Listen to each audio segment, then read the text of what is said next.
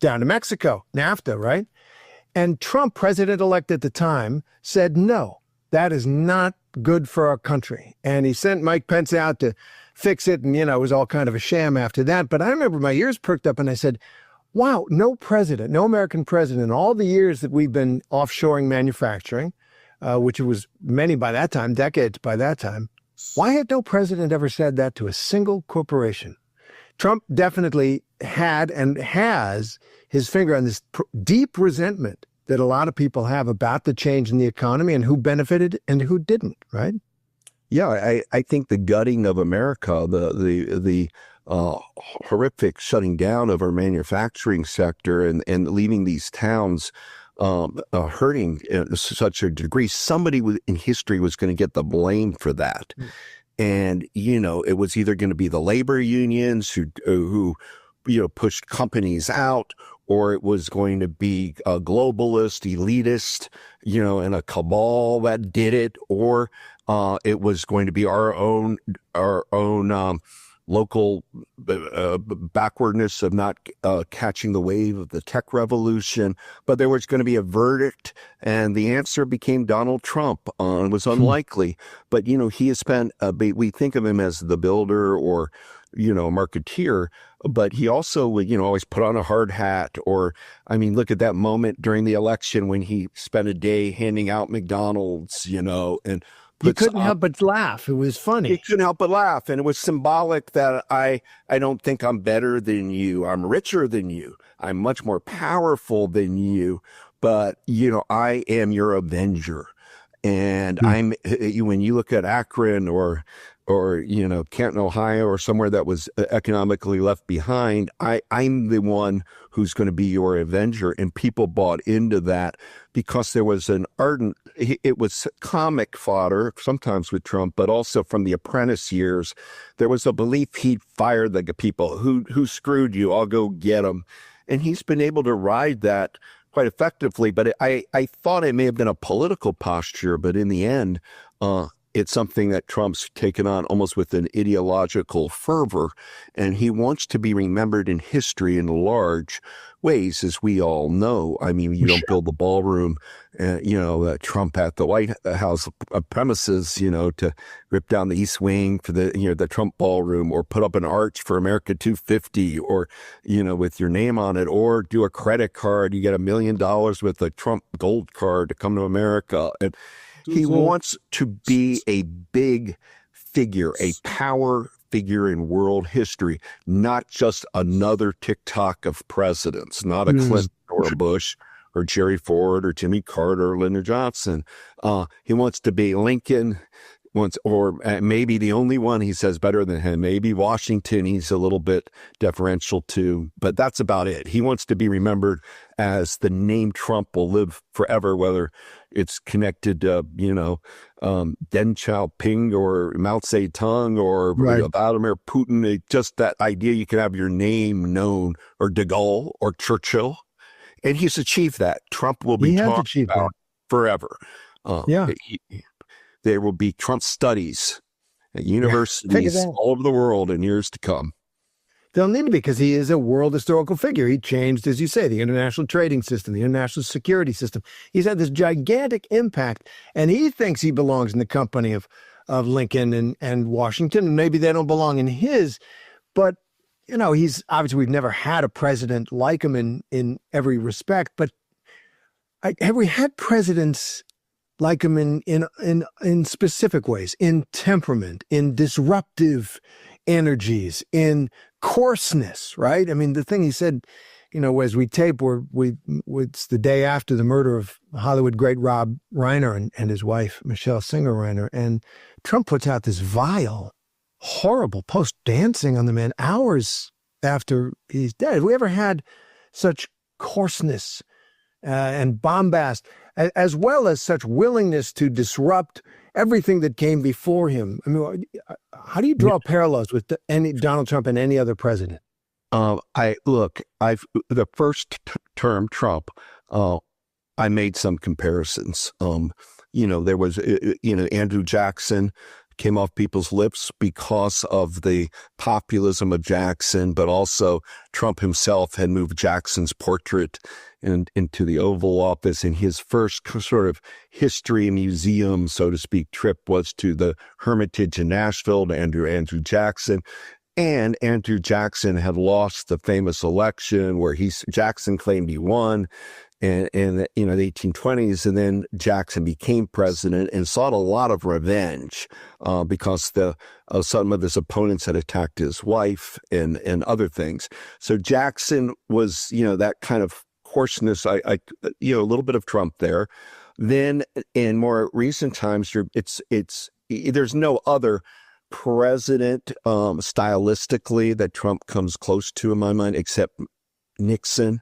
Donald Trump loves Richard Nixon. I one time talking to President Trump as a historian at Mar-a-Lago, as I asked him about presidents, and he went on to tell me the story that which is verifiable, that Pat Nixon, the former first lady, had caught Donald Trump on the Phil Donahue show and thought he was marvelous and could be president someday. And Richard Nixon was trying to rehabilitate himself and wrote a nice letter to Donald Trump. What I don't know if people know is that Trump and Nixon went out like 6-7 times for dinner in New York together and became pretty close. And then you had Roy Cohen, the famous lawyer for Nixon and McCarthy, and Trump liked Nixon. Roger Stone has Nixon on his back. There was always a group that wanted, tattoo. They wanted to get the liberals' media elites, the Woodward Bernstein, Washington Post, to Ben Bradley, the New York Times, the Pentagon Papers, all of that. There was a right-wing revenge against the John Deans of the world because so many of Nixon's guys, ardent Republicans, went to jail. H.R. Haldeman and John Ehrlichman and John Mitchell, Chuck Colson, and many more.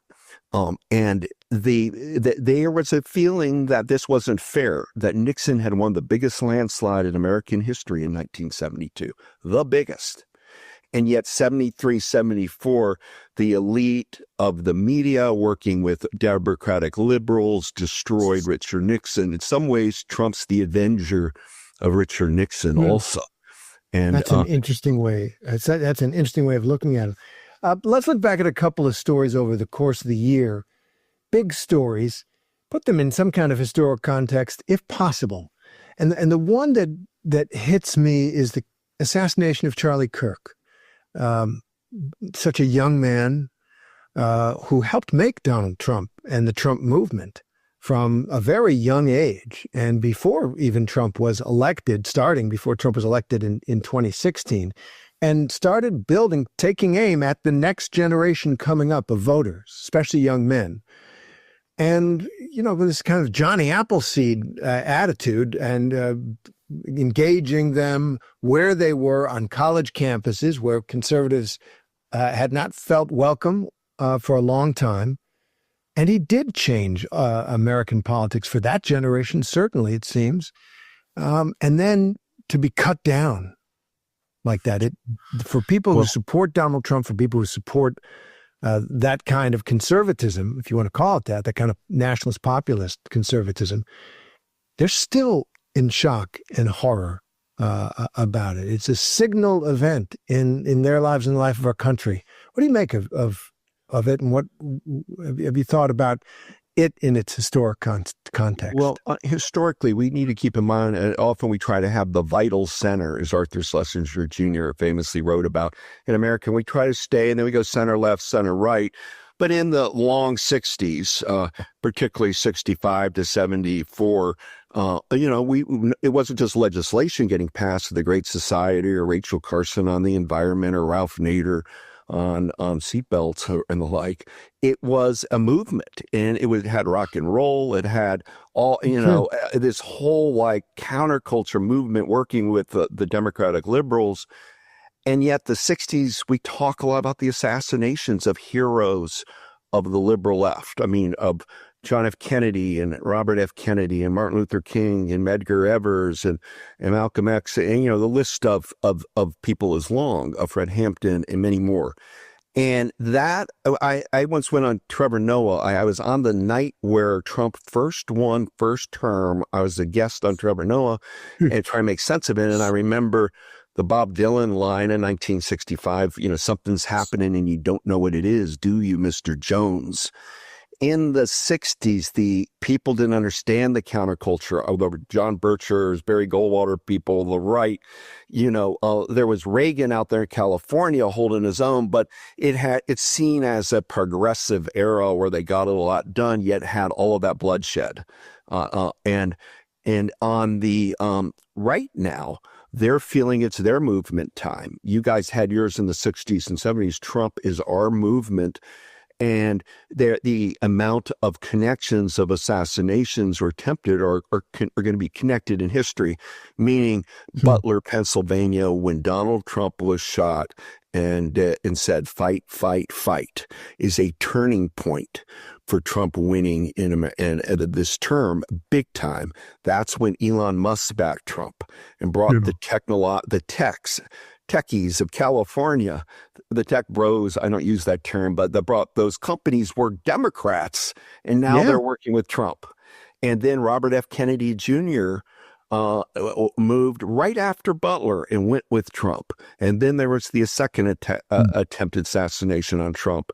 And then cut to this year, 2025, Charlie Kirk, hero of young Republicans, hero of a new kind of Christian value movement in America, really gaining traction on college campuses in an extraordinary way, and boom, gunned down in such a horrific way in Utah. And it traumatized many people, but it's also gotten anger and the dander up on the MAGA movement too, or whatever it is right now. But history is going to connect all of the Trump, Butler, I think, and Charlie Kirk. There's a targeting going on of these conservative or Trump people or not? But also, I think this year, on a more upbeat note, I think of Pope Leo, an American pope. When you do real history of 1,000 years, looking at the United States has the Pope in the Vatican from Chicago. Donald Trump will come and go. There'll be another president, but this Pope will be there for a while, and that's going to live in history for a long time. That there was an American Pope, and I think that's something more hopeful that happened this past year. Yeah, he is not afraid to speak up. In some ways, it has struck me that Trump on one hand and Pope Leo on the other hand are the two poles of sort of public morality right now. They both articulate in a way that either you have to agree with or you have to push back against. They're so absolutist in some ways in their vision. Pope Leo talking about welcome the immigrant and all of the virtues that he believes come from the Gospels and that can be applied in government. And Trump with this bulldozing of all those niceties, in some ways more than niceties, those values, in some ways those laws, in trying to get 1 million people or more out per year out of the United States. And we see those videos. I mean, in some ways, those two figures right now, those two Americans, represent kind of the choice that governments and peoples around the world, free peoples around the world, are choosing from. That do you want to go Trump's way, or are you going to try and reestablish that kind of civic virtue that is grounded in the old teachings of the Bible and other things like that? Or do you want to go Trump's way and win? Or he would say, I mean, I don't know how many people would say America's winning right now, but do it your way. Feels like that's a tension in the world, a showdown in the world right now, whether either man wants it or not. I think that's very well said, and smart in every way, to the point that Pope Leo is really honed in on the main issue of the immigration. And I think one of the criticisms Trump's setting himself up for, or has already, is the way ICE has come into American cities, and whether you're getting the bad people out, you